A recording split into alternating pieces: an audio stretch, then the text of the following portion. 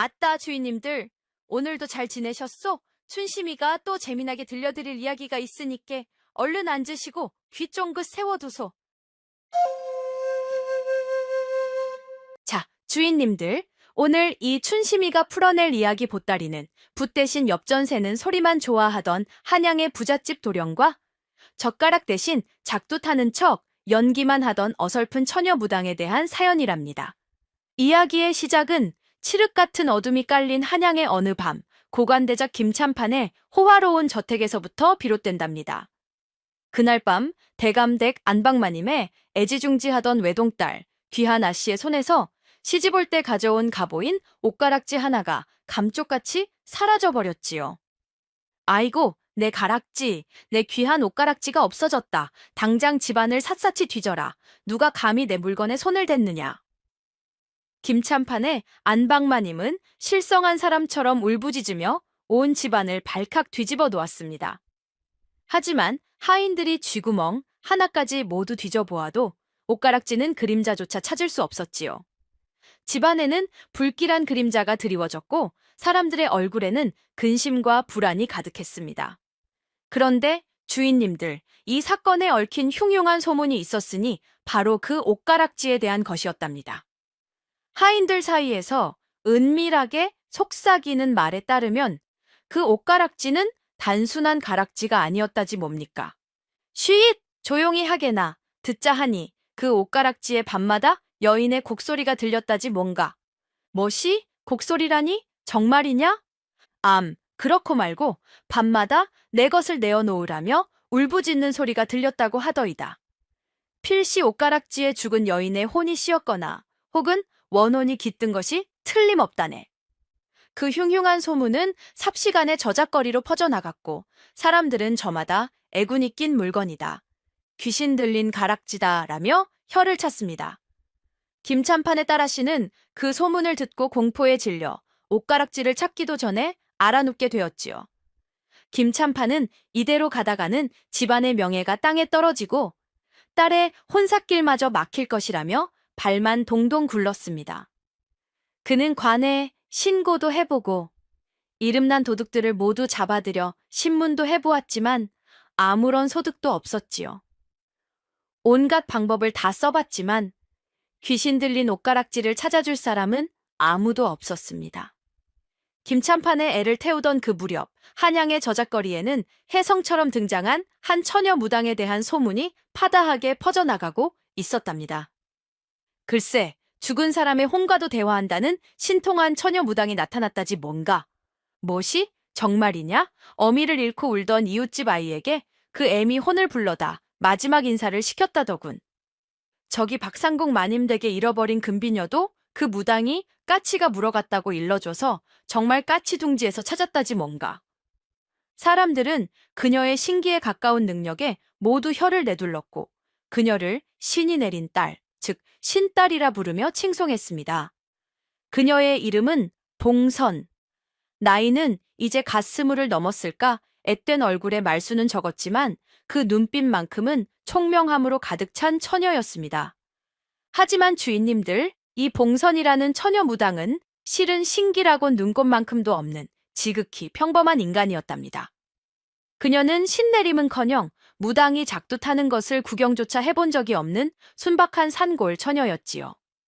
그녀의 신통하다는 소문은 모두 그녀의 비상한 눈치와 사람의 마음을 읽는 탁월한 공감 능력, 그리고 그녀의 유일한 조력자인 전박이가 퍼뜨린 교묘한 거짓말 덕분이었지요. 봉선아, 너는 타고난 재주가 있다네. 남의 마음을 그리 잘 읽고 사람들의 작은 습관 하나하나까지 놓치지 않으니 조금만 허풍을 섞으면 신통한 무당으로 보일 것이야. 전박이는 그녀의 남다른 재능을 일찍이 알아보았던 것입니다. 전박이, 그는 원래 한양 바닥을 떠돌던 눈치 빠른 장괴꾼이었습니다. 그는 봉선에 병든 남동생의 약값을 마련해주기 위해 가짜 신딸이라는 위험한 사기극을 제안했던 것이지요. 봉선은 처음에는 망설였습니다. 사기라는 것이 얼마나 무섭고 위험한 일인지를 잘 알고 있었기 때문입니다.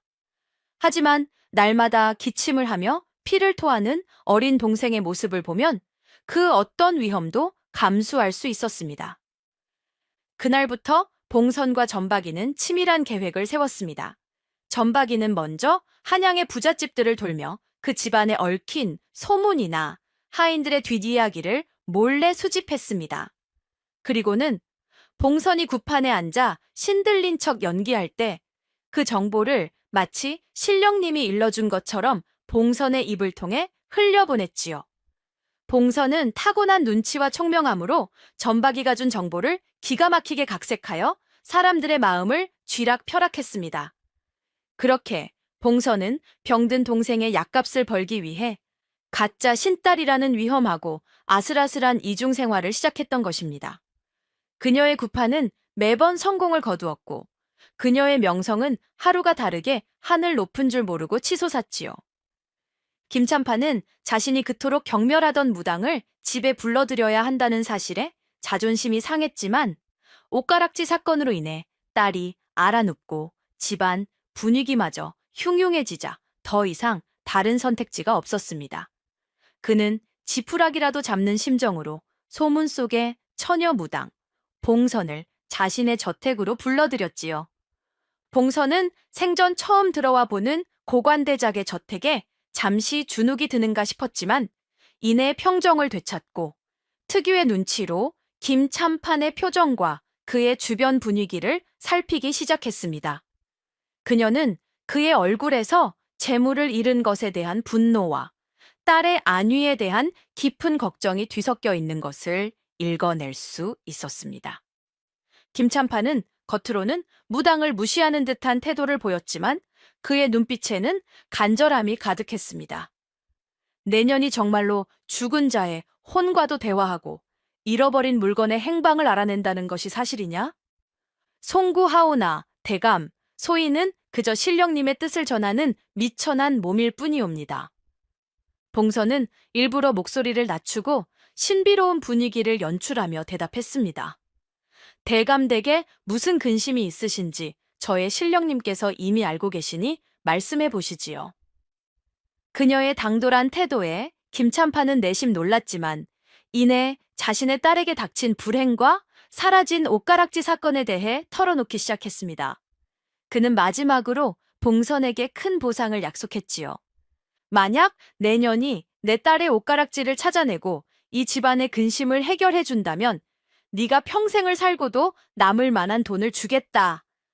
이 집에서 나갈 때 비단 10필과 엽전 100냥을 들려줄 것이니 어떤가? 내 제안을 받아들이겠느냐? 비단 10필에 엽전 100냥. 그것은 봉선이 평생을 약초를 캐고 풀뿌리를 팔아도 만져볼 수 없을 만큼 엄청난 금액이었습니다. 그 돈이라면 병든 동생의 약값을 마련하고도 남을 만큼 충분했지요. 그녀의 심장이 쿵 하고 내려앉았습니다. 봉선은 속으로 이것은 하늘이 동생을 살리라고 주신 기회다 하고 외쳤지만 겉으로는 아무런 내색도 하지 않았습니다. 그녀는 잠시 눈을 감고 마치 신령님과 대화라도 하는 듯한 표정을 지었습니다. 그리고는 진지한 목소리로 대답했지요. 대감, 이것은 단순한 물건을 찾는 일이 아니옵니다. 이 옷가락지에는 죽은 여인의 깊은 한이 서려 있어 신령님께서도 함부로 나서지 못하는 어려운 일이옵니다. 허나 대감의 간절한 마음이 하늘에 닿았으니 소인 신령님의 뜻을 받아들여 이 의뢰를 수락하겠사옵니다. 그녀는 과장되게 힘든 척하며 의뢰를 받아들였습니다. 김참판은 흡족한 미소를 지었습니다. 그는 며칠 뒤 봉선에게 구판을 벌일 준비를 하라고 명했지요. 그날 밤 봉선은 전박이와 함께 김참판 댁에 대한 모든 정보를 샅샅이 뒤지기 시작했습니다.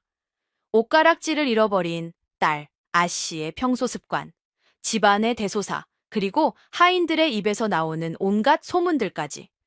그녀는 그 모든 조각들을 모아 김참판을 완벽하게 속일 수 있는 거대한 사기극의 판을 짜기 시작했습니다. 봉선이 김참판의 집에서 목숨을 건 사기극을 준비하는 동안 한양의 포도청에서도 그녀의 소문에 대한 심상치 않은 움직임이 포착되고 있었답니다. 조정에는 요사스러운 무당이 민심을 현혹하여 백성들의 고혈을 짜내고 있다는 상소가 빗발쳤지요.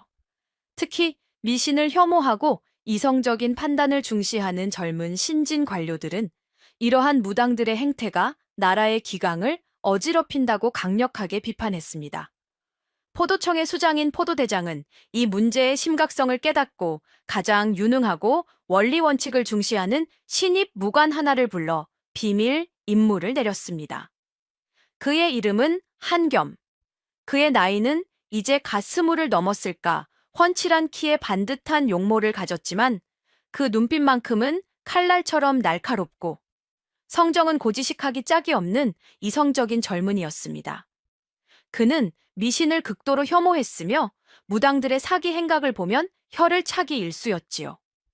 한겸아, 너에게 중대한 임무를 맡기겠다. 포도대장의 목소리는 낮고 단호했습니다. 요즘 한양에 신딸이라 불리는 처녀 무당에 대한 소문이 파다하더구나.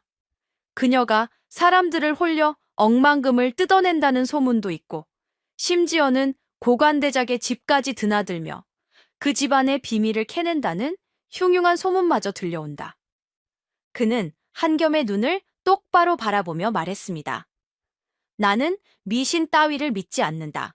저 무당은 필시 민심을 현혹하고 사리사욕을 채우는 간악한 사기꾼일 것이야. 너는 지금 당장 백성들을 현혹하는 그 무당에게 손님으로 위장하여 접근하라. 그리고는 그녀가 사기꾼이라는 명백한 증거를 잡아 즉시 체포하여 국법의 무서움을 보여주라. 이것은 단순한 범죄자를 잡는 것을 넘어 나라의 기강을 바로 세우는 중대한 임무다. 한겸은 스승의 명에 따라 고개를 숙였습니다. 그는 평소 자신이 그토록 경멸하던 무당에게 손님으로 위장하여 접근해야 한다는 사실에 내심 불쾌했지만 스승의 명이니 거역할 수는 없었지요. 그는 이번 임무를 통해 무지몽매한 백성들을 현혹하는 무당들의 간악한 속셈을 만천에 드러내고 그들을 뿌리 뽑을 수 있으리라 기대했습니다. 그날부터 한겸은 무당에게 접근하기 위한 치밀한 계획을 세웠습니다. 그는 자신의 신분을 숨기기 위해 평범한 한량인 척 복장을 갈아입고 일부러 얼굴에 고민 가득한 표정을 지어 보이며 마치 점이라도 보고 싶은 사람인 양 행세하기 시작했지요. 그는 봉선이라는 처녀 무당의 구판이 열리는 곳을 수소문하여 찾아다녔습니다. 한겸은 자신의 예리한 눈과 논리적인 추리력으로 봉선이라는 가짜 무당의 모든 사기 행각을 낱낱이 파헤칠 수 있으리라 확신했습니다. 그는 자신의 이성이 저 요사스러운 미신을 단숨에 물리칠 수 있을 것이라 굳게 믿었지요. 하지만 세상 모든 일이 그리 뜻대로만 되던가요? 한겸은 봉선이라는 처녀 무당의 소문을 쫓아 그녀가 점을 봐준다는 허름한 초가집을 찾아갔답니다. 그는 일부러 마치 세상 모든 근심을 혼자 짊어진 사람처럼 무거운 발걸음으로 그녀의 사랑채 문턱을 넘었지요. 사랑채 안에는 아직 어린 티를 벗지 못한 봉선이 흰색 소복을 단정하게 차려입고 앉아 있었습니다. 그녀의 앳된 얼굴은 청초했지만 그 눈빛만큼은 맑고 총명함으로 가득 차 있었지요. 그녀의 옆에는 수염이 덥수룩한 늙은 점박이가 손님을 맞이하며 너털웃음을 터뜨리고 있었습니다. 한겸은 자리에 앉자마자 봉선을 뚫어지게 살폈습니다. 과연 소문대로 어리구나. 하지만 저 눈빛은 보통이 아니다. 제법 눈치가 빠르겠군. 그는 그녀의 얼굴을 분석하며 자신의 임무를 되새겼습니다. 봉선 또한 한겸을 보자마자 직감적으로 보통 손님이 아니다라는 것을 느꼈습니다. 그의 반듯한 이목구비와 흐트러짐 없는 자세에서는 양반 중에서도 관료 특유의 단정함과 엄격함이 느껴졌지요. 특히 자신을 꿰뚫어 보려는 듯한 그의 칼날 같은 눈빛은 그녀의 간담을 서늘하게 만들었습니다. 저 사람은 나의 사기극을 간파하려 드는 포도청의 끈앞풀일지도 모른다. 그녀는 긴장감에 온몸이 뻣뻣하게 굳어졌습니다. 두 사람 사이에는 잠시 살얼음판 같은 침묵이 흘렀습니다. 먼저 침묵을 깬 것은 봉선이었습니다. 그녀는 신들린 척 눈을 위로 치켜뜨고는 일부러 떨리는 목소리로 말했지요. 허어, 손님 뒤에 칼 찬 귀신이 보인다. 그녀의 그 갑작스러운 선언에 전박이는 오호, 벌써 신통력이 발휘되는구나 하며 속으로 감탄했지만 한겸의 표정은 꿈쩍도 하지 않았습니다. 그는 그저 싸늘하게 웃으며 봉선을 비웃듯이 말했습니다. 나는 귀신 따윈 믿지 않소. 내 뒤에 칼 찬 귀신이 보인다니 참으로 해괴망측한 소리로구먼. 나는 그저 밤길이 무서워 칼을 차고 다닐 뿐이오. 무당이라는 분이 사람의 겉모습도 그리 분간하지 못한단 말이오? 그의 그 날카로운 반박에 봉선은 순간 당황했지만 이내 평정을 되찾았습니다. 이놈 봐라. 보통 내기가 아니로군. 나를 떠보는 것이 틀림없어. 그녀는 다시 눈을 감고 마치 깊은 번뇌에 빠진 듯한 연기를 펼쳤습니다. 신령님께서 손님의 마음속에 깊은 근심이 있다고 하시옵니다. 허나 그 근심은 사람이 만든 것이 아니라 손님 스스로가 만든 것이라. 손님의 고지식한 마음이 오히려 손님의 앞길을 가로막고 있사옵니다. 그녀는 한겸의 이성적인 성격과 그가 미신을 혐오한다는 것을 간파하고 일부러 그의 아픈 곳을 찔러본 것입니다. 한겸은 그녀의 그 정확한 지적에 내심 깜짝 놀랐지만 애써 태연한 척하며 싸늘하게 맞받아쳤습니다. 나는 무당의 강요한 말솜씨 따위에는 넘어가지 않소. 내가 믿는 것은 오직 눈에 보이는 진실과 이치에 맞는 논리뿐이요. 그러니 쓸데없는 소리는 그만하고 내가 잃어버린 물건의 행방이나 똑똑히 짚어보시오. 그렇게 어설픈 가짜 무당과 냉철한 이성주의자 무관의 첫 만남은 서로의 속내를 꿰뚫어 보려는 불꽃 튀는 신경전으로 가득했습니다. 두 사람은 서로에게 칼을 겨누고 있는 적이나 다름없었지요. 김찬판 댁에서 구판이 벌어지는 날, 온 집안은 평소의 엄숙함과는 달리 시끌벅적하고 묘한 활기가 넘쳐났답니다. 봉선은 흰 소복을 곱게 차려입고 갖가지 신비로운 무구들로 장식된 제단 앞에 앉았습니다. 그녀의 옆에는 전박이가 북을 치고 징을 치며 분위기를 띄웠고 몇몇의 무당 패거리들이 함께 춤을 추며 신령님을 부르는 굿을 시작했습니다. 물론 이 모든 것은 철저하게 계획된 연극이었습니다. 봉선은 전박이가 미리 알려준 김찬판 댁의 하인들의 뒤치 이야기, 돌아가신 할머니가 생전에 좋아했던 음식, 집안의 대소사 등을 마치 신령님이 자신에게 직접 속삭여주는 것처럼 그럴싸하게 굿판에서 풀어놓았습니다. 허어, 신령님께서 말씀하시옵니다. 김찬판 마님댁에 지난 겨울 알타가 돌아가신 시어머님이 계시옵니다. 그분이 생전에 가장 좋아하셨던 음식이 바로 저기 부엌 아궁이에 걸려있는 달콤한 약과였다고 하시옵니다. 그녀의 그 신통한 말 한마디에 김찬판과 안방마님은 눈이 휘둥그레져서 감탄했습니다. 정말이다. 우리 어머님께서 약과를 참으로 좋아하셨는데 내년이 어찌 그것을 알았느냐. 한겸은 이 모든 광경을 굿판 가장자리에 앉아 팔짱을 낀 채 냉소적인 눈으로 지켜보고 있었습니다. 저런 가짜는 속임수에 넘어가는 어리석은 것들. 저 모든 것은 미리 짜고 치는 사기극일 뿐이다. 저 처녀의 눈빛을 보라. 신들린 것이 아니라 그저 연기를 하고 있을 뿐이지. 그는 자신의 이성적인 눈으로 봉선의 모든 허점을 찾아내려 애썼습니다. 굿판은 절정에 달했습니다. 봉선은 온몸을 흔들며 춤을 추다가 갑자기 제단 앞에 놓인 시뻘건 작두 위로 올라섰습니다. 날카로운 칼날 위에서 춤을 추는 작두타기는 무당의 신통력을 증명하는 가장 위험하고 화려한 의식이었습니다. 신령님께서 작두를 타라 명하시옵니다. 죽은 자의 혼을 불러 옷가락지의 행방을 물으라 하시옵니다. 전박이가 목청껏 소리쳤습니다. 모든 사람들은 숨을 죽이고 봉선의 작두타기를 지켜보았습니다.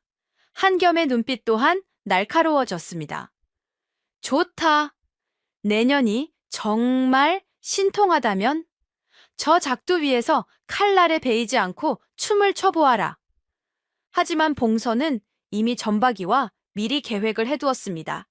작두의 칼날은 이미 며칠 전부터 무뎌질 대로 무뎌져 사람의 살을 쉽게 베지 못할 정도로 변해 있었지요. 그녀는 일부러 아슬아슬하게 칼날 위에서 발을 헛디디는 척 휘청거렸습니다. 아이고, 사람들의 입에서 짧은 탄성이 터져 나왔지만 그녀는 넘어지지 않고 다시 균형을 잡았습니다. 그녀는 마치 엄청난 신기를 발휘하여 간신히 죽음의 위기를 이겨내는 듯한 처절한 연기를 펼쳤지요. 그녀의 얼굴은 식은땀으로 범벅이 되었고 온몸은 흐느적거렸습니다. 한겸은 그녀의 그 아슬아슬한 쇼를 보며 속으로 저런 하찮은 속임수 하며 비웃었습니다. 하지만 이상하게도 그의 마음 한구석에는 그녀의 그 처절한 연기에 아주 희미한 연민 같은 것이 싹트고 있었지요. 저리 어린 처녀가 동생의 약값을 위해 얼마나 끔찍한 위험을 감수하고 있는가. 작두 타기가 끝나자 봉선은 거의 탈진한 듯 제단 위로 쓰러졌습니다. 전박이는 기다렸다는 듯 그녀를 부축해 일으키며 신령님께서 지치셨다. 이제 곧 옷가락지의 행방을 일러주실 것이다. 하고 외쳤습니다. 작두 타기를 마친 봉선은 거의 탈진한 듯 힘겨운 숨을 몰아쉬었답니다. 전박이는 그녀를 부축해 의자에 앉히고 따뜻한 물 한 사발을 건네주었지요. 그녀는 물을 마시며 김찬판의 딸아씨를 자신의 앞으로 불러달라고 청했습니다. 옷가락지를 찾기 위한 마지막 단계였습니다. 김찬판의 딸아씨는 며칠 동안 옷가락지 때문에 알아누웠던 탓인지 얼굴이 창백하고 수척했습니다. 그녀는 공포에 질린 눈으로 자신을 뚫어지게 바라보는 봉선을 경계했지요. 봉선은 그녀의 눈빛에서 옷가락지에 대한 두려움과 어딘지 모르게 죄책감 같은 것이 뒤섞여 있음을 읽어낼 수 있었습니다. 그녀는 직감했습니다. 이 아씨의 마음속에 옷가락지에 대한 중요한 비밀이 숨겨져 있을 것이라고.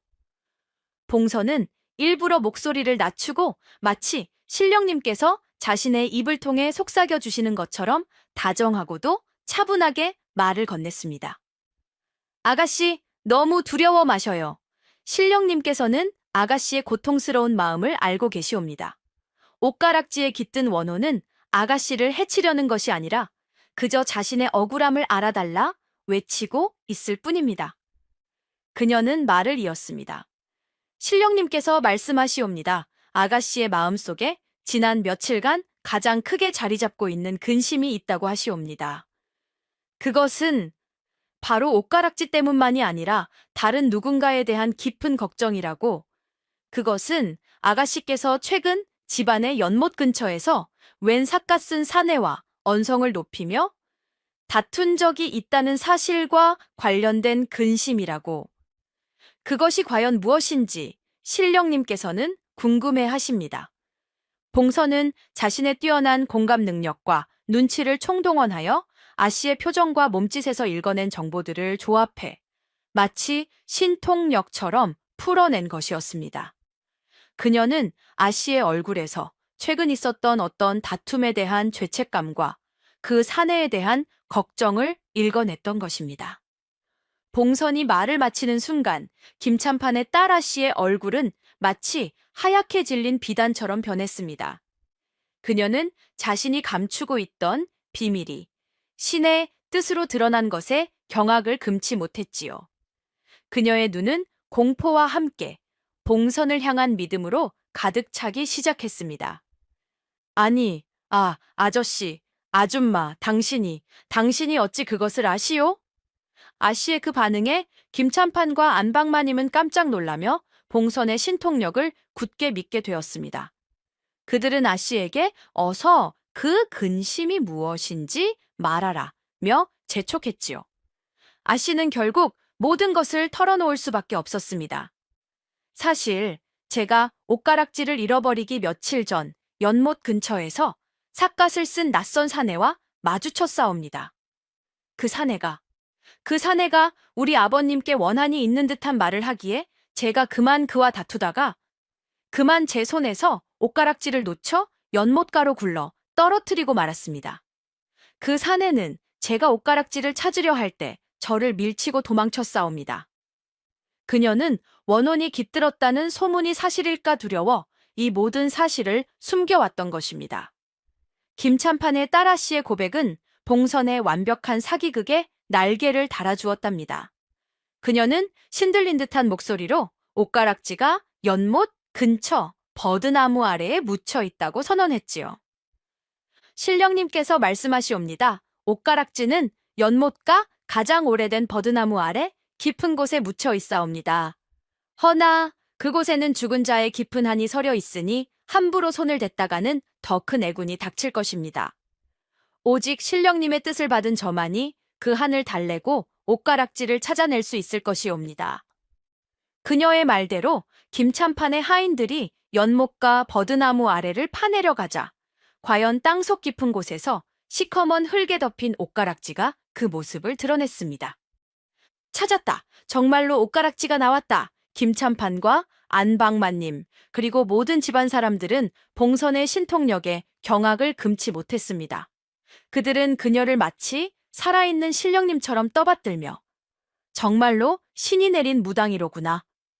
우리 집안의 근심을 해결해 주셨으니 이 은혜를 어찌 갚아야 할지 하며 칭송을 아끼지 않았지요. 봉선은 속으로 휴, 이제 살았다 하고 안도의 한숨을 내쉬었지만 겉으로는 신중한 표정을 잃지 않았습니다. 그녀는 옷가락지에 얽힌 죽은 여인의 한을 달래는 구판을 벌였고 그 구판에서 다시 한번 전박이가 준 정보들을 쏟아내며 김찬판 댁의 모든 근심을 해결해주는 것처럼 연기했습니다. 구판이 끝나고 봉선은 약속받은 비단 10필과 엽전 100냥을 가득 안고 의기양양하게 김찬판 댁을 나섰습니다. 그녀는 병든 동생의 약값을 마련했다는 생각에 기쁨과 안도감에 눈물을 글썽겼습니다. 이제 그녀의 어설픈 사기극은 성공적으로 막을 내리는 듯 보였습니다.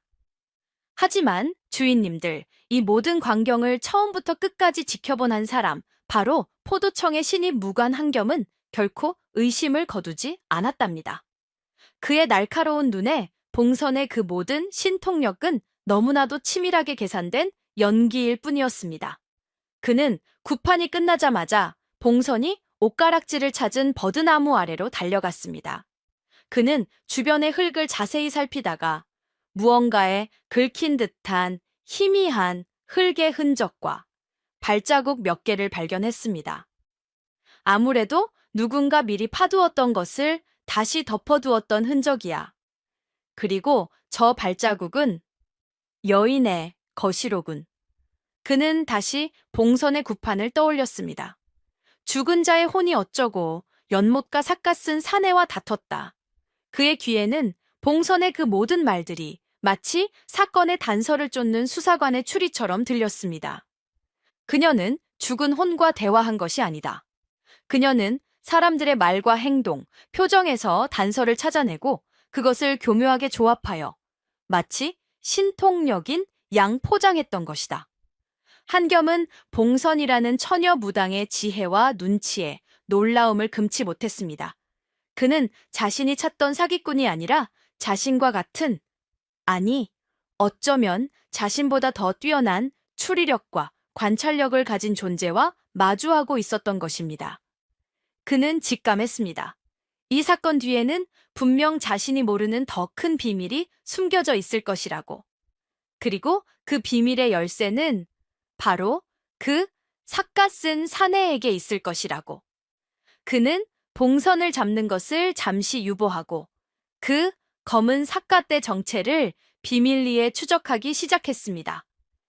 김찬판 댁의 의뢰를 성공적으로 마친 봉선은 약속받은 비단과 엽전을 들고 의기양양하게 집으로 돌아왔답니다. 그녀는 병든 동생의 약값을 마련했다는 생각에 마음속 깊이 안도감과 기쁨을 느꼈지요. 전박이 또한 봉선아, 너는 정말 하늘이 내린 재주꾼이다. 이제 우리는 평생을 호의호식하며 살 수 있겠구나 하며 춤을 추듯 기뻐했습니다. 하지만 세상에 완벽한 범죄는 없는 법이라고 했던가요? 봉선에 완벽해 보였던 사기극의 뒤에는 한겸이라는 날카로운 의심의 그림자가 끈질기게 그녀의 뒤를 쫓고 있었습니다. 한겸은 봉선을 감시하는 것을 잠시 멈추고 자신이 구판에서 들었던 삿갓쓴 사내의 정체를 추적하는데 모든 역량을 집중했습니다. 그는 며칠 동안이나 연못가 주변을 샅샅이 뒤지고 인근 마을 사람들에게 그 사내의 인상착의를 물었지요. 그의 집요한 추적은 마침내 놀라운 진실의 조각 하나를 찾아내게 된답니다. 그는 연못가 주변의 흙에서 며칠 전 구판에서 봉선이 언급했던 삿갓쓴 사내의 것으로 추정되는 발자국 몇 개를 발견했습니다. 그리고 그 발자국은 놀랍게도 김찬판의 외동딸 아씨의 발자국과 함께 연못가에서부터 시작하여 숲속 깊은 곳으로 이어지고 있었지요. 삿갓쓴 사내와 아씨가 연못가에서 다퉜고 옷가락지를 떨어뜨렸다. 그리고 그 삿갓쓴 사내는 옷가락지를 훔치지 않고 도망쳤다. 그런데 그의 발자국이 왜 다시 이 숲속으로 이어지고 있단 말인가? 그리고 아씨의 발자국과 함께? 한겸의 머릿속은 복잡하게 얽혀 들어갔습니다. 그는 직감했습니다. 이 사건은 단순한 절도 사건이 아니라는 것을, 옷가락지 뒤에는 분명 자신이 모르는 더 깊고 은밀한 비밀이 숨겨져 있다는 것을, 그리고 그 비밀의 열쇠는 바로 그 검은 삿갓의 정체와 김찬판 댁의 내막에 있을 것이라고. 그는 밤마다 잠을 이루지 못하고 자신의 추리력을 총동원하여 사건의 조각들을 맞추어 나갔습니다. 그의 눈에 봉선이라는 처녀무당의 모든 행동들이 점점 더 의미심장하게 다가오기 시작했지요. 그녀는 단서를 찾아낸 것이 아니라 마치 이미 모든 것을 알고 있는 사람처럼 행동했습니다. 그녀는 옷가락지의 행방을 알아낸 것이 아니라 이미 알고 있던 정보를 구판이라는 형식을 빌려 공개했을 뿐이다. 그렇다면 그녀는 애초에 이 사건의 내막을 알고 있었던 것인가? 아니면 그 검은 삿갓과 미리 짜고 나를, 아니 김찬판을 속인 것인가? 봉선은 난생 처음 손에 쥔 거액의 돈으로 병든 동생의 약을 짓고 맛있는 음식을 사 먹이며 행복한 나날을 보내고 있었답니다. 그녀는 자신의 어설픈 사기극이 완벽하게 성공했고 이제 모든 위험이 끝났다고 믿었지요. 전박이 또한 그녀의 재주에 감탄하며 봉선아, 이제 우리는 한양 최고의 무당이 될 것이다 라며 들떠 있었습니다. 하지만 세상에 완벽한 평화는 없는 법이라고 했던가요? 그녀의 성공은 오히려 그녀에게 예상치 못한 거대한 위협을 불러오고 말았습니다. 그날 밤이었습니다. 봉선이 잠자리에 들었을 무렵 낡은 초가집의 문이 삐걱 하는 섬뜩한 소리와 함께 열리는 것이 아니겠소.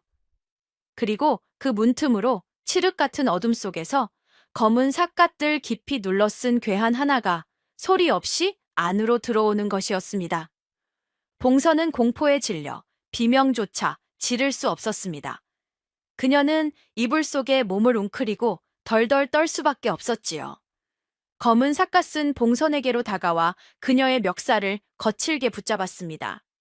그의 손은 얼음장처럼 차가웠고 그의 눈빛은 굶주린 짐승처럼 살벌했습니다. 그의 입에서 나오는 목소리는 가면 뒤에 숨겨져 있어 알아듣기 힘들었지만 그 안에는 분명한 위협이 담겨 있었습니다. 내년이 쓸데없는 것을 보았다. 감히 나의 일을 방해하고 나의 계획을 틀어지게 만들었으니 이 목숨이 아깝지 않은 모양이구나. 그는 봉선에게 옷가락지 사건의 진짜 내막과 자신이 옷가락지를 훔쳐 소동을 벌인 진짜 이유가 김찬판의 집에 숨겨진 비밀을 찾아내기 위함이었음을 짤막하게 털어놓았습니다. 그는 봉선의 신통력이 아니라 그녀의 눈치와 재치 때문에 자신의 계획이 노출될 위기에 처했다는 것을 경고한 것이지요. 내 너에게 마지막 경고를 하겠다. 한 번만 더. 내 일에 끼어들거나 쓸데없는 소문을 흘리면 그땐 내년의 동생은 물론이고 내년의 목숨마저도 무사하지 못할 것이다. 명심하거라. 검은 삿갓은 봉선의 목을 거칠게 놓아주고는 왔던 것처럼 소리 없이 어둠 속으로 사라졌습니다. 봉선은 혼자 남아 식은땀을 비 오듯 흘리며 온몸을 떨 수밖에 없었습니다. 그녀는 그 순간 자신이 발을 들여놓은 이 사기극의 위험이 돈이나 감옥 따위와는 비교할 수 없는 훨씬 더 거대하고 무서운 것임을 깨달았습니다. 그녀의 어설픈 사기극 뒤에는 사람의 목숨이 달린 아주 위험하고 추악한 비밀이 숨겨져 있었던 것입니다. 그리고 그 비밀이 이제 그녀 자신의 목숨을 위협하고 있었습니다. 전박이는 봉선의 초가집에 나타난 이 의문의 괴한에 대한 이야기를 듣고 얼굴이 하얗게 질렸습니다. 봉선아, 이제 정말 큰일 났구나. 어서 이 돈을 가지고 멀리 도망쳐야 해. 하지만 봉선은 더 이상 도망칠 수가 없었습니다. 그녀는 검은 삿갓의 눈빛에서 그가 가진 깊은 분노와 슬픔을 읽어낼 수 있었기 때문이지요. 그녀는 직감했습니다.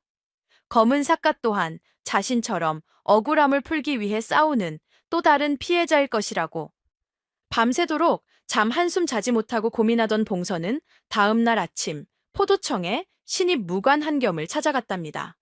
그녀는 자신의 목숨을 구하고 검은 삿갓이 가진 비밀을 풀기 위해 자신이 그토록 경계하던 이성적인 관료에게 도움을 청해야 한다는 사실에 깊은 자존심의 상처를 입었지만 다른 선택지가 없었습니다. 한겸은 봉선이 자신의 관하로 찾아오자 내년이 올 줄 알았다. 이제 더 이상 발뺌할 수 없을 것이다. 순순히 죄를 인정하고 하며 득의양양한 표정으로 그녀를 추궁하려 했습니다. 하지만 봉선은 그의 말을 끊고 다짜고짜 그의 바짓가랑이를 붙잡고 매달렸습니다. 나으리, 살려주십시오. 저는 정말 아무것도 모릅니다. 하지만 제게 나으리께서 찾고 계신 그 검은 삿갓에 대한 중요한 단서가 있사옵니다. 부디 저를 믿고 제발 저를 좀 도와주세요.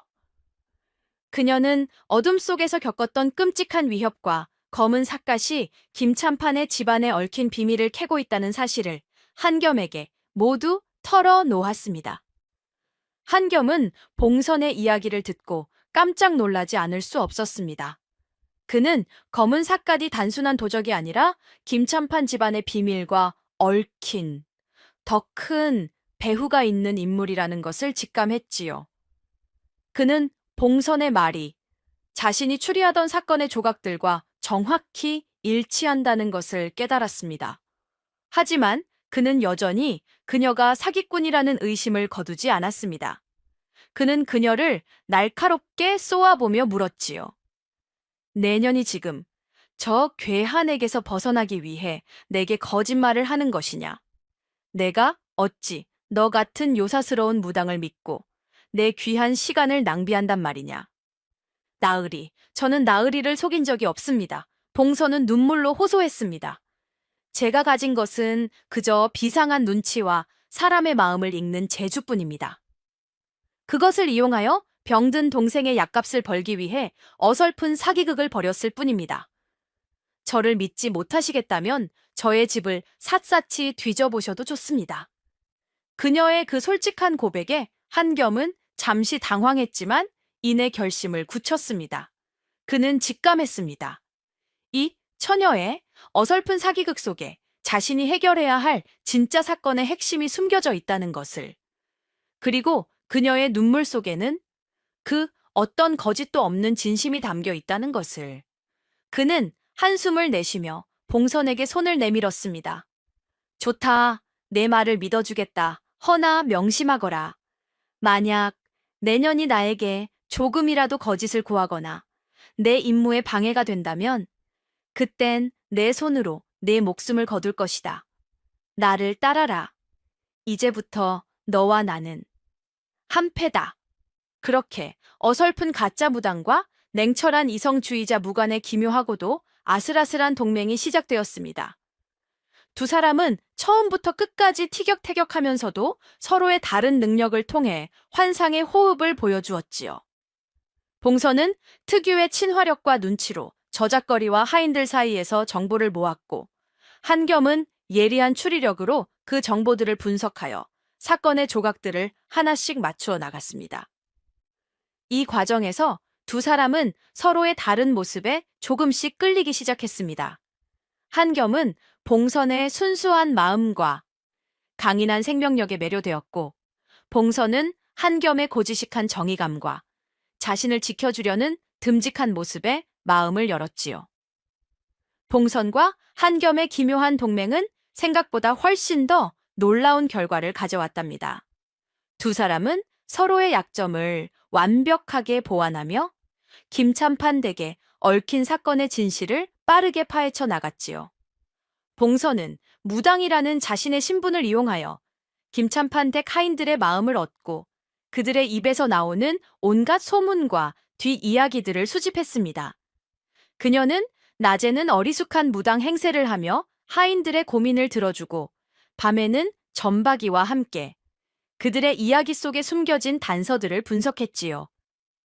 한편 한겸은 봉선이 가져온 그 파편적인 정보들을 자신의 논리적인 추리력과 수사 기법을 이용하여 거대한 그림으로 완성시켜 나갔습니다. 그는 정보를 분석하고 사람들의 진술을 교차 검증하며 사건의 조각들을 하나씩 정확하게 맞추어 나갔지요. 그의 날카로운 추리력은 마침내 검은 삿갓대 정체에 대한 결정적인 단서 하나를 찾아냈답니다. 그는 김참판 댁 주변에서 발견된 발자국과 봉선이 구판에서 언급했던 삿갓 쓴 사내의 인상착의를 조합하여 그가 바로 김참판의 조카라는 것을 알아냈습니다. 그 조카 도령은 몇 해 전 아버지가 김참판의 모함으로 억울한 죽음을 맞은 뒤 모든 것을 잃고 행방불명되었다고 하더군. 그가 자신의 정체를 숨긴 채 복수를 꿈꾸며 이 주변을 맴돌고 있는 것이 틀림없다. 한겸은 직감했습니다. 검은 삿갓이 훔쳐간 옷가락지는 단순한 절도품이 아니라는 것을. 그것은 김참판의 과거 죄악을 밝혀낼 어떤 중요한 단서나 열쇠일 것이라고. 그는 밤마다 봉선과 함께 머리를 맞대고 밤새도록 사건에 대해 논의했습니다. 한 사람은 신의 뜻을 빌어 사건을 풀고, 다른 한 사람은 이성과 논리로 진실을 파적했지요. 그들은 서로의 다른 관점과 능력에 감탄하며 어느덧 서로의 존재 자체에 깊이 의지하게 되었습니다. 봉선과 한겸의 끈질긴 추적과 치밀한 추리 덕분에 마침내 김참판 댁에 얽힌 모든 추악한 비밀들이 하나둘씩 수면 위로 드러나기 시작했답니다. 두 사람은 검은 삿간의 정체가 바로 김참판의 조카라는 것을 밝혀낸 뒤 그 조카의 행방을 추적했습니다. 그리고 얼마 지나지 않아 그는 자신의 아버지의 비리를 증명할 비밀 장부를 찾기 위해 옷가락지를 훔쳐 소동을 벌였다는 사실을 알게 되었지요. 옷가락지가 비밀 장부가 숨겨진 곳을 암시하는 열쇠였다는 말이요? 한겸이 놀라 물었습니다. 예, 아씨의 돌아가신 할머니께서 며느리에게 옷가락지를 물려주실 때 이것은 집안의 가장 깊은 비밀을 여는 열쇠이니라. 언젠가 이 집안의 근간이 흔들릴 때 이 옷가락지가 모든 것을 밝혀줄 것이다 라는 유언을 남기셨다고 합니다. 봉선은 전박이에게서 들은 소문을 전했습니다.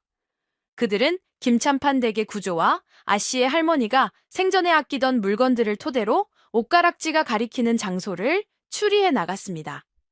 그리고 마침내 집안의 낡은 사당 뒤편, 오래된 석등의 밑바닥에 숨겨진 비밀 공간을 발견하게 되었지요. 그곳에는 김참판의 조카가 그토록 찾아 헤매던, 그리고 김참판이 그토록 숨기려 했던 낡은 장부와 서신 뭉치가 가득 들어 있었습니다. 그 안에는 김참판이 자신의 형님의 재산을 탐하여 그에게 억울한 누명을 씌워 죽음으로 내몰고 그 모든 재산을 자신의 것으로 만들었다는 참으로 추악한 진실이 낱낱이 기록되어 있었습니다. 뿐만 아니라 그가 그 과정에서 다른 관리들과 주고받았던 뇌물 내역과 매수했던 증인들의 명단까지 모든 것이 상세하게 적혀 있었지요. 이럴 수가. 장부와 서신들을 읽어 내려가던 한겸의 얼굴은 분노로 일그러졌습니다. 그는 김참판이라는 고관대작의 그 번지르르한 가면 뒤에 이토록 추악하고 탐욕스러운 죄악이 숨겨져 있을 줄은 상상도 못했던 것입니다. 그는 자신의 이성이 처음으로 겪는 거대한 분노에 휩싸이는 것을 느꼈습니다. 봉선 또한 그 진실을 접하고 눈물을 글썽였습니다. 그녀는 자신의 어설픈 사기극이 결국은 한 집안의 억울한 한을 풀어주는 거대한 정의의 실현으로 이어진다는 사실에 깊은 감동과 함께 자신이 걸어온 길에 대한 자부심을 느꼈습니다. 김참판의 추악한 비리가 담긴 증거를 손에 넣은 봉선과 한겸은 이제 마지막 승부수를 띄울 준비를 마쳤답니다. 하지만 그들보다 먼저 움직인 것은 바로 자신의 죄가 발각될 위기에 처한 김참판이었습니다. 그는 자신의 조카와 봉선이 자신의 비밀을 캐내려 한다는 사실을 눈치채고 뱀처럼 교활한 계략을 꾸몄지요. 김참판은 자신의 수하를 봉선에게 보내 최근 집안의 흉흉한 기운이 감도니 마님께서 특별히 점을 보고 싶어 하신다. 허나 이 일은 아무에게도 발설해서는 아니 되는 지극히 은밀한 일이니 해가 지면 아무도 모르게 외딴 산골의 암자로 와달라고 청했습니다. 봉선은 김참판의 그 은밀한 제안에 무언가 불길한 낌새를 느꼈습니다. 하지만 그녀는 이것이 자신의 마지막 사기극이자 김참판의 죄를 밝힐 결정적인 기회가 될 수도 있다고 생각했지요. 그녀는 한겸과 상의하여 이 함정에 스스로 걸어 들어가 김참판의 죄를 현장에서 직접 밝혀내기로 결심했습니다. 그날 밤 봉선은 약속된 외딴 암자로 향했습니다. 그녀는 미리 한겸에게 만약을 대비하여 자신이 암자에 도착하는 시각과 그곳에서 벌어질 일에 대한 자세한 계획을 일러주었습니다. 어둠이 짙게 깔린 암자 안에는 김참판이 홀로 앉아 봉선을 기다리고 있었습니다.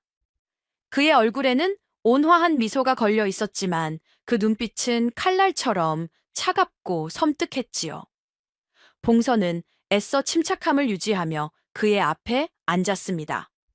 김참판은 봉선에게 내 딸의 옷가락질을 찾아준 것은 고맙다. 허나 내년이 내 집에 발을 들인 것은 감히 용의 수염을 건드린 것과 마찬가지다. 감히 내 가문의 비밀을 캐내려 하고 내 조카와 내통하여 나를 모함하려 했으니 내년의 목숨은 오늘 여기서 끝이다. 라며 본색을 드러냈습니다. 그는 옆에 있던 술잔을 봉선에게 건네주었습니다. 이 술을 마셔라. 이것은 내년이 저지른 죄에 대한 대가이자 내가 베푸는 마지막 잡이다. 순순히 마신다면 고통 없이 죽을 수 있을 것이다. 봉선은 술잔을 들고 떨리는 손으로 김참판을 노려보았습니다. 그 순간 그녀는 자신이 절체절명의 위기에 빠졌음을 직감했습니다. 이것은 더 이상 사기극이 아니었습니다. 이것은 자신의 목숨이 걸린 진짜 죽음의 현장이었던 것입니다. 김참판은 득의양양한 표정으로 그녀가 술을 마시기를 재촉했습니다. 마셔라. 내년이 죽어야 모든 것이 해결된다. 너 같은 미천한 것이 감히 나의 앞길을 막으려 했으니 이것이 내 운명이다. 봉선이 독이 든 술잔을 들고 떨고 있을 때 김참판은 그녀가 고통스럽게 죽어가는 모습을 상상하며 음흉한 미소를 짓고 있었답니다. 그는 자신의 승리를 확신했지요. 하지만 주인님들, 하늘은 어찌 그리 악인의 편만 들어주던가요? 바로 그때 암자의 문이 쾅 하고 부서지는 소리와 함께 누군가 안으로 들이닥친 것이 아니겠소. 김참판, 꼼짝 마라. 그것은 바로 한겸이었습니다. 그는 횃불을 들고 암자 안으로 뛰어들어왔습니다. 그의 얼굴은 분노와 걱정으로 일그러져 있었고 그의 손에는 날카로운 칼이 번뜩이고 있었지요. 김찬판은 예상치 못한 한겸의 등장에 놀라움과 함께 분노의 치를 떨었습니다. 네 이놈, 감히 내 일에 끼어들다니. 내 놈마저 이 무당년에게 홀렸단 말이냐. 한겸은 김찬판의 그 추악한 고함에 아랑곳하지 않고 봉선에게로 달려갔습니다. 그는 그녀의 손에서 술잔을 빼앗아 내던지고는 그녀를 자신의 등 뒤로 보호하며 김찬판을 노려보았지요. 나는 귀신은 믿지 않소. 한겸의 목소리는 쩌렁쩌렁하게 암자안을 울렸습니다. 나는 요사스러운 무당의 말솜씨 따위에는 홀리지도 않소. 하지만 나는 당신이라는 사람을 믿소. 나는 당신의 순수한 마음과 불의에 맞서는 당신의 용기를 믿소. 그러니 다치지 마시오. 내가 당신을 지킬 것이오. 그것은 그가 평생 처음으로 자신의 이성과 논리를 넘어선 순수한 믿음과 사랑을 고백하는 순간이었습니다. 봉선은 그의 등 뒤에서 그의 든든한 어깨에 기대어 자신을 향한 그의 진심의 눈물을 흘렸습니다. 그녀는 자신이 이 세상에 홀로 외롭게 싸우는 것이 아님을, 자신의 곁에 자신을 목숨 걸고 지켜주는 든든한 동반자가 있음을 비로소 깨달았습니다. 김찬판은 분노에 치를 떨었습니다. 네 이놈들, 감히 내 앞에서 요사스러운 짓을 하다니. 여봐라, 당장 저놈들을 죽여라. 암자 밖에서 김찬판의 수하들이 칼을 들고 들이닥치기 시작했습니다. 하지만 한겸은 조금도 물러서지 않았지요. 그는 자신의 칼을 뽑아들고 봉선을 자신의 등 뒤로 보호하며 적들을 향해 달려들었습니다. 그는 자신이 관료로서 그리고 한 남자로서 지켜야 할 가치가 무엇인지를 분명히 알고 있었습니다. 그의 칼은 번개처럼 허공을 갈랐고 그의 몸은 맹수처럼 날렵하게 움직였습니다. 그는 포도청에서 배운 모든 무술 실력을 총동원하여 봉선을 향해 달려드는 적들을 하나씩 쓰러뜨렸습니다. 봉선 또한 한겸이 쓰러뜨린 적들의 무기를 재빨리 주워 들고 그의 옆에서 함께 싸우기 시작했습니다. 한겸의 눈부신 활약과 봉선의 기민한 도움 덕분에 두 사람은 김찬판의 수하들을 모두 물리치고 간신히 암자를 빠져나올 수 있었답니다. 김찬판은 자신의 계략이 실패한 것에 분노하여 온산이 떠나가라 고함을 질렀습니다. 이제 더 이상 물러설 곳은 없었습니다. 그들은 김찬판의 죄를 만천해 드러낼 마지막 승부수를 띄워야만 했지요. 두 사람은 밤을 새워 김찬판을 벌하기 위한 마지막 통쾌한 사기극을 계획하기 시작했습니다. 이번에는 단순한 사기극이 아니었습니다. 이것은 불의를 바로잡고 정의를 실현하기 위한 완벽한 복수극이었습니다. 다음 날 새벽, 봉선은 홀로 김찬판의 저택을 찾아갔습니다. 그녀의 얼굴에는 깊은 피로가 서려 있었지만 그 눈빛만큼은 어느 때보다도 맑고 강인했습니다. 그녀는 마치 신령님이라도 된 듯 위풍당당하게 김찬판의 방으로 걸어 들어갔습니다. 김찬판은 봉선이 살아있는 것을 보고 기겁을 하며 뒤로 물러났습니다. 네, 내년이 어찌 살아 돌아왔느냐, 요물 같은 것. 봉선은 싸늘한 미소를 지으며 그의 눈을 똑바로 마주 보았습니다. 그리고는 마치 죽은 자의 혼이 자신에게 빙이라도 한 듯 기묘하고도 음산한 목소리로 예언을 하기 시작했습니다. 김찬판, 내 이놈, 내 놈의 그 추악한 죄악이 이제 하늘에 닿아 분노를 사고 있다. 내 놈이 죽음으로 내몬 형님의 원혼이 오늘 밤 너의 잠자리에 나타나. 내 놈의 모든 죄를 낱낱이 물을 것이다. 내 놈의 탐욕스러운 간을 꺼내 그 죄악을 갚으라 할 것이야. 그녀는 김찬판이 밤마다 죄책감에 시달리며 죽은 형님의 원혼을 두려워하고 있다는 사실을 전박이에게서 미리 알아두었던 것입니다. 그녀의 그 신들린 듯한 연기는 미신을 굳게 믿는 김찬판의 간담을 서늘하게 만들었습니다. 그의 얼굴은 공포에 질려 하얗게 변했습니다. 아니야, 저리 가라, 귀신 들린 년, 내 놈이 나를 홀리려 드는구나. 봉선은 그의 절규에 아랑곳하지 않고 말을 이었습니다. 내 놈이 지은 모든 죄악을 지금 당장 내 앞에서 낱낱이 자백하고 뉘우친다면 하늘이 너의 목숨만은 살려줄지니 그것이 내게 주어진 마지막 기회다. 그 말을 끝으로 봉선은 암자 밖으로 사라졌습니다.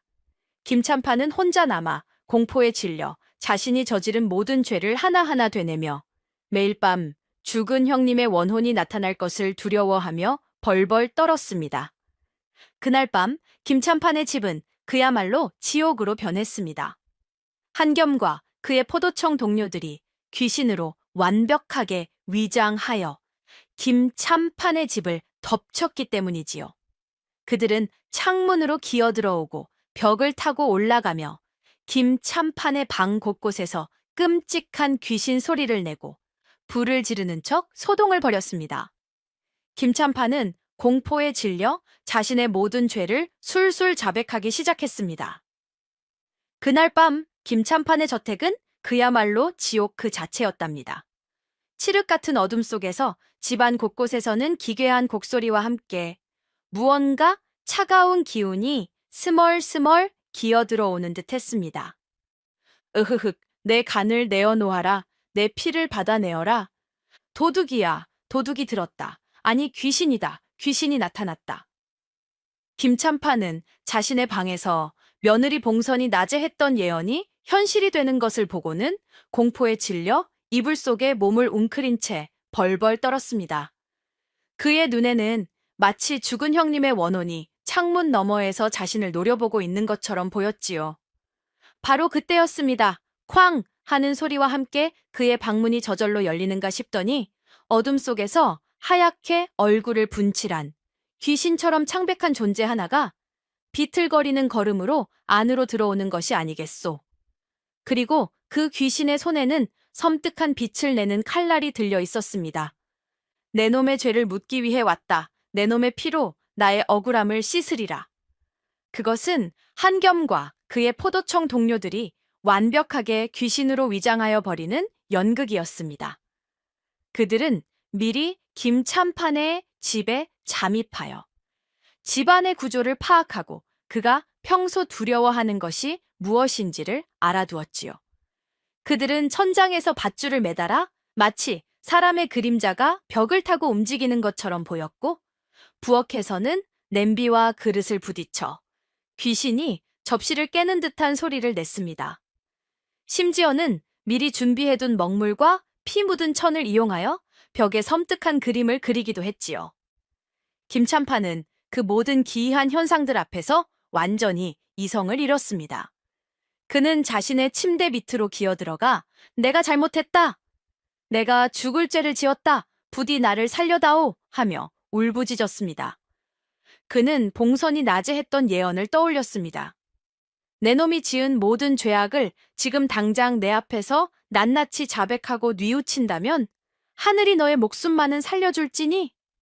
그는 그것이 자신에게 주어진 마지막 기회라고 생각했습니다. 공포에 질린 그의 입에서 그동안 숨겨왔던 추악한 죄악들이 마치 봇물 터지듯 술술 흘러나오기 시작했습니다. 그는 자신의 형님을 어떻게 모함했는지, 누구와 공모하여 재산을 빼앗았는지, 뇌물을 주고받은 내역은 무엇인지 그 모든 것을 낱낱이 고백했습니다. 그의 목소리는 두려움에 떨고 있었지만 그 내용은 너무나도 생생하고 구체적이었습니다. 날이 밝아오자 귀신들은 소리 없이 사라졌습니다. 김찬파는 혼자 남아 식은땀을 비오듯 흘리며 어젯밤의 끔찍한 악몽에서 벗어나지 못하고 괴로워했습니다. 그의 집은 그가 저지른 죄악의 그림자가 드리워진 진정한 의미의 지옥으로 변해 있었지요. 김찬판의 추악한 죄악들이 만천에 드러나자 한양은 다시 한번 발칵 뒤집혔답니다. 포도청은 김찬판을 즉시 체포하여 의금부로 넘겼고 그동안 숨겨두었던 수많은 비리장부와 서신들이 쏟아져 나왔습니다. 김찬판은 자신의 죄를 끝까지 부인하려 했지만 명백한 증거와 어젯밤 겪었던 끔찍한 귀신 소동의 충격으로 인해 결국 모든 것을 자백하고 말았습니다. 그의 죄는 너무나도 명백하고 추악하여 조정에서는 그에게 가장 무거운 벌, 즉 사형을 선고하고 그의 모든 재산을 몰수하여 피해자들에게 돌려주도록 했답니다. 그의 모함으로 억울한 죽음을 맞았던 봉선의 시아버지를 비롯한 수많은 사람들의 누명이 벗겨졌고, 김참판의 조카 역시 자신의 아버지를 죽음으로 내몰았던 원수의 죄를 밝혀내고 빼앗겼던 재산을 모두 되찾을 수 있게 되었습니다. 닫혔던 정의의 문이 마침내 활짝 열린 것입니다. 이 모든 사건을 해결한 공은 물론 종사관 한겸에게로 돌아갔습니다. 임금님께서는 그의 뛰어난 추리력과 불의에 맞서는 용기를 높이사 그에게 높은 벼슬을 내리고 조정의 중책을 맡기려 하셨지요. 한겸은 이 모든 공을 봉선과 그녀의 조력자들에게 돌리고 싶었지만 그럴 수는 없었습니다. 하지만 한겸은 자신을 찾아온 김참판의 조카에게 이 모든 것은 당신의 아버님의 억울한 한이 하늘에 닿아 스스로 밝혀진 것입니다. 그리고 그 한을 풀어준 것은 바로 신의 뜻을 받은 한 처녀 무당의 지혜 덕분이니 그녀를 잊지 마시오 라는 의미심장한 말을 남겼습니다. 김참판의 조카는 그 말에 깊이 고개를 끄덕였지요. 그는 포도청에서 자신이 가진 모든 능력을 인정받게 되었고 훗날 포도대장의 자리까지 오르게 되는 청렴하고 강직한 관리로 이름을 떨치게 되었다고 합니다. 한편 봉선은 이 모든 사건이 끝난 뒤 자신이 받은 엄청난 보상금을 병든 동생의 치료비로 모두 사용했습니다. 동생은 건강을 되찾았고 그녀의 마음속에 있던 가장 큰 짐이 사라졌지요. 이제 그녀는 더 이상 가짜 무당 행세를 할 필요가 없었습니다. 그녀의 어설픈 사기극은 한 집안의 억울한 한을 풀고 거대한 악의 축을 무너뜨린 통쾌하고도 위대한 정의의 실현으로 막을 내렸습니다. 모든 사건이 해결되고 평화가 찾아온 어느 봄날, 한겸은 봉선이 살고 있는 초가집을 찾아갔답니다. 그는 더 이상 포도청의 무관복이 아닌 단정하지만 평범한 도포를 차려입고 있었습니다. 그의 얼굴에는 예전의 날카로움 대신 따뜻하고 부드러운 미소가 걸려 있었지요. 봉선은 그의 갑작스러운 방문에 깜짝 놀라면서도 반가움을 감출 수 없었습니다. 그녀는 그동안 한겸을 향해 싹 텄던 자신의 마음을 애써 숨기려 했지요. 한겸은 봉선의 앞에 다가가 아무런 망설임 없이 자신의 무릎을 꿇었습니다. 그리고는 떨리는 목소리로 하지만 진심을 담아 자신의 마음을 고백했습니다. 봉선아 씨, 저는 여전히 무당의 요사스러운 신통력 따위는 믿지 않소. 제가 믿는 것은 오직 눈에 보이는 진실과 이치에 맞는 논리뿐입니다. 허나, 그는 봉선의 손을 조심스럽게 잡았습니다. 그의 눈빛은 그 어느 때보다도 진지하고 뜨거웠지요.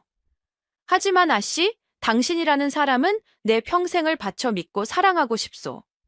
나는 당신의 어설픈 사기극이 사실은 얼마나 순수하고 뜨거운 마음에서 비롯된 것이었는지 압니다. 당신의 그 지혜와 용기, 그리고 억울한 사람을 돕고자 하는 당신의 뜨거운 정의감에 나는 이성을 잃을 만큼 깊이 매료되었소. 그는 말을 이었습니다. 나는 당신을 아내로 맞이하여 평생을 당신의 곁에서 당신을 지켜주고 싶소. 당신의 그 지혜와 눈치가 혹 이 험한 세상을 살아가다 위험에 처할 때면 내가 칼과 몸으로 당신의 방패가 되어주겠소. 부디 내 부족함을 채워주는 동반자가 되어주시겠소?